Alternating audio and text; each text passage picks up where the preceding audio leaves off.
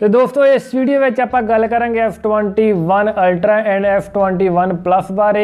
कुछ फोटोआं निकल के आउंदियां पईयां, तुसीं स्क्रीन पर देख सकते हो। सैमसंग अपना S21 F21 plus and F21 ultra जल्दी ही लॉन्च करन जा रहा है। जो लीक निकल के आउंदे पे आ उन्हां तो ये पता लगता है कि 2021 दे विच सैमसंग ये फोन लॉन्च करूगा जनवरी के मंथ विच, तो 14 तरीक के अराउंड आपां ये फोन लॉन्च कर दूगा। जो ही लॉन्च कर देंदा है सैमसंग ये फोन नूं ते तुसीं प्री ऑर्डर कर सकते हो उस दिन तो। ये पहली वीडियो बन रही है पंजाबी दे विच जो F21 अल्ट्रा बारे F21 प्लस बारे तुहानूं पहला अपडेट दे रही है।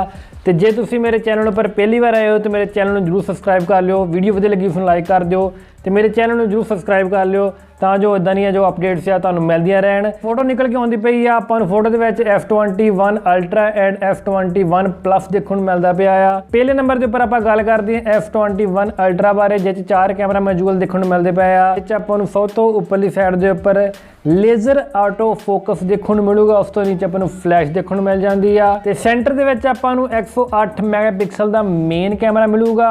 इस तो इलावा अल्ट्रा वाइड कैमरा आपां नूं 12 मैगापिक्सल दा मिलूगा। तो सब तो नीचे आपां नूं टेलीफोटो कैमरा देखने को मिल जूगा जो 10 टाइम ऑप्टिकल जूम दे नाल आऊगा। एंड फ्लैश के नीचे जो आपां नूं कैमरा देखने को मिलता पाया वो च आपां 3 टाइम ऑप्टिकल जूम कर सकते हैं। तो जो कैमरा सैटअप है काफ़ी ज़्यादा सिमिलर है जो आपां कंपेयर करते हैं Note 20 अल्ट्रा के नाल। तो हुण आपां गल करते हैं F21 प्लस बारे। ट्रिपल सैटअप कैमरा के नाल आउंदा आ 12 मैगापिक्सल का अल्ट्रा वाइड, 12 मैगापिक्सल का मेन कैमरा देखने को मिलेगा। तो इस तो इलावा 64 मैगापिक्सल का टेलीफोटो तो नाल आपां नूं LED फ्लैश मिल जूगी।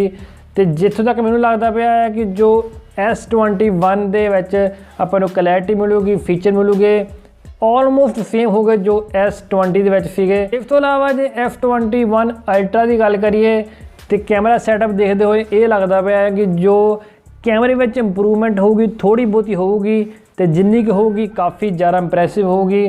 तो तुसीं मैनूं कमेंट करके दस सकते हो तुहानूं ये इन्फॉर्मेशन किद्दां दी लगी आ। कलर की गल करिए तो आपां नूं मैट ब्लैक देखने को मिलता पाया इस फोटो के विच, पर जदों रिटेल यूनिट आऊगी अपने हाथ दे विच तो काफ़ी ज़्यादा डिफरेंस आपां नूं देखने को मिल जाऊगा। तो ये पहली फोटो सीगी जो आपां नूं दिखाउंदी है कि किद्दां दा रियल लाइफ दे विच हो सकदा है F21 ultra and F21 plus.